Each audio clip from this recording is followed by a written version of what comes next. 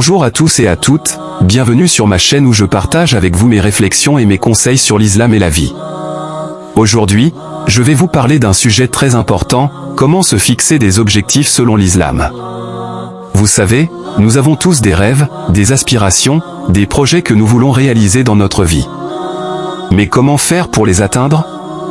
Comment s'organiser, se motiver, se concentrer? Et surtout, comment s'assurer que nos objectifs sont conformes à la volonté d'Allah et à notre religion?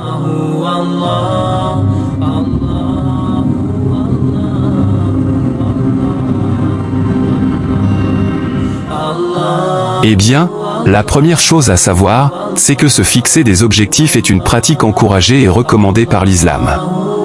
En effet, l'islam nous enseigne que nous devons être actifs, productifs, utiles à la société et à nous-mêmes.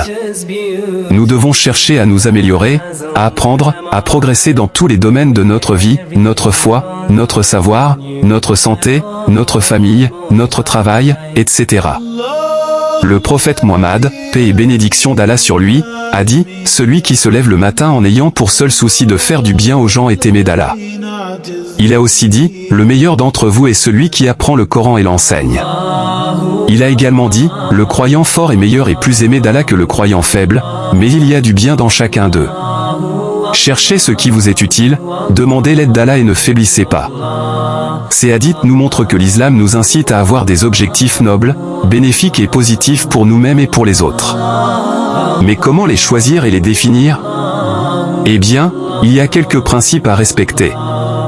Le premier principe, c'est que nos objectifs doivent être en accord avec la volonté d'Allah et avec les enseignements de l'islam. Nous devons chercher à plaire à Allah avant tout, et à éviter ce qui lui déplaît. Nous devons aussi respecter les limites qu'il a fixées, et ne pas transgresser les règles qu'il a établies. Nous devons donc vérifier que nos objectifs sont licites, halal, qu'ils ne contiennent pas d'interdits, haram, qu'ils ne nuisent pas à notre foi ni à notre morale. Le deuxième principe, c'est que nos objectifs doivent être réalistes et atteignables. Nous devons être conscients de nos capacités, de nos ressources, de nos contraintes. Nous devons aussi être prudents et ne pas nous exposer à des risques inutiles. Nous devons donc évaluer la faisabilité de nos objectifs, et les adapter en fonction de notre situation. Le troisième principe, c'est que nos objectifs doivent être mesurables et évaluables. Nous devons pouvoir suivre notre progression, vérifier si nous sommes sur la bonne voie, corriger nos erreurs si besoin. Nous devons donc définir des critères de réussite, des indicateurs de performance, des échéances. Le quatrième principe, c'est que nos objectifs doivent être hiérarchisés et priorisés. Nous devons savoir distinguer ce qui est essentiel de ce qui est secondaire, ce qui est urgent de ce qui peut attendre.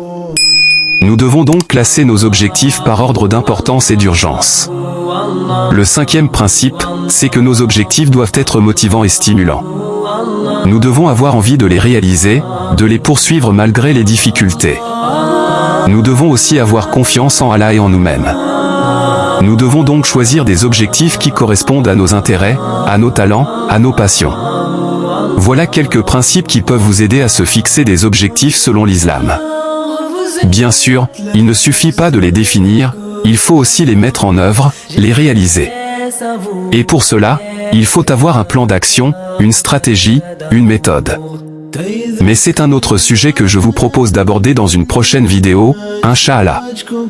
En attendant, je vous invite à réfléchir à vos objectifs, à les écrire, à les partager avec vos proches, à demander conseil aux personnes compétentes, à solliciter l'aide d'Allah. Et surtout, n'oubliez pas que le but ultime de notre vie est de gagner le paradis, et que nos objectifs doivent nous rapprocher de cet objectif. Je vous remercie de votre attention, j'espère que ce vlog vous a plu et vous a été utile.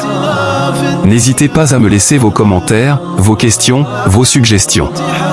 Abonnez-vous à ma chaîne si ce n'est pas déjà fait, et partagez cette vidéo avec vos amis. Que Allah vous bénisse et vous guide. À bientôt.